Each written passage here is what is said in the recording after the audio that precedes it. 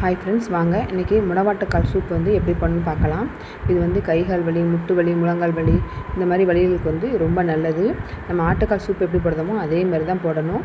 இந்த வெளியே இருக்க தோல் பகுதியெல்லாம் நீக்கிட்டு உள்ளே இருக்க மட்டும் எடுத்து க்ளீன் பண்ணி நம்ம வந்து சூப் போடலாம். இது பார்த்திங்கன்னா உள்ளே இருக்க மட்டும் எடுத்து கழுவி எடுத்து வச்சுக்கிட்டேன்.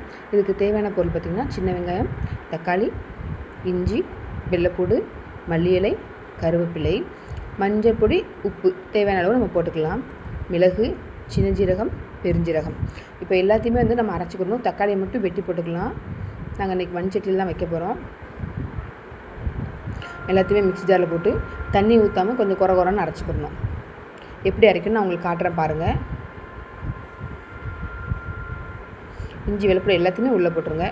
மல்லி இலை, கருவேப்பிலை வந்து பாதி வந்து அரைக்க போட்டுக்கோங்க, பாதி வந்து சூப் இருக்கும்போது அதில் போடுறதுக்கு வச்சுக்கிறேன். மிளகு வந்து தூக்கலாக உப்பு எங்களுக்கு வேணும் அப்படிங்கிறவங்க கூட கொஞ்சம் போட்டுக்கலாம். இல்லைக்கா நாங்கள் கம்மியாக தான் யூஸ் பண்ணுறவங்க கம்மியாக யூஸ் பண்ணிக்கிறோங்க.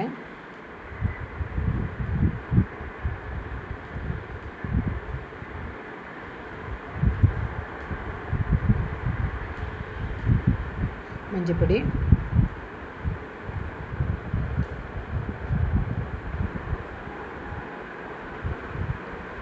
பாருங்கள் தண்ணி ஊற்றாமல் எப்படி அரைச்சிருக்கேன் பாருங்கள், குறன்ட்டு. இது அப்படியே அந்த மண்சட்டியில் போட்டு 2 செம்பு தண்ணி ஊற்றுங்க. 2 செம்பு தண்ணி வந்து 1 செம்பாக நல்லா வற்றி வரணும். தீயை வந்து கூட்டி வச்சுருங்க. கொதிக்க ஆரம்பிச்சுன்னு சிம்மில் போட்டு 1 மணி நேரத்துலேருந்து 3/4 மணி நேரம் வரைக்கும் மேக்ஸிமம் அடுப்பில் கடந்து வேகட்டும்.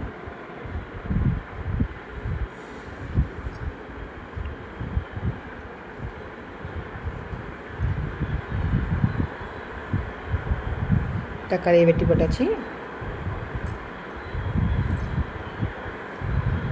தேவையான அளவு உப்பு போட்டாச்சு.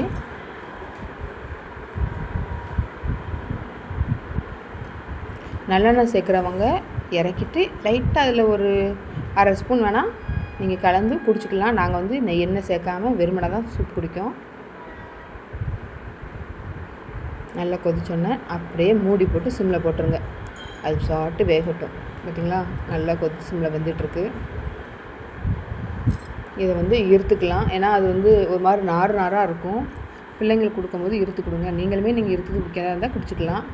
மெழுகு வேணுன்னா அதில் வந்து லைட்டாக கொஞ்சம் இடித்து சேர்த்துக்கிறோங்க. நாங்கள் அரைச்சதில் போட்டனால நாங்கள் வந்து உரப்பு சேர்க்கல பிள்ளைங்களுக்குன்ட்டு. நீங்கள் வேணால் எக்ஸ்ட்ரா சேர்த்துக்கிறோங்க. ஓகேங்களா? இந்த வீடியோ பிடிச்சிச்சா லைக் பண்ணுங்கள், ஷேர் பண்ணுங்கள், கமெண்ட் பண்ணுங்கள்.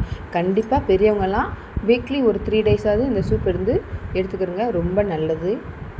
மல்லி இலையும் கருவேப்பிலையும் போட்டாச்சு. தேங்க்யூ.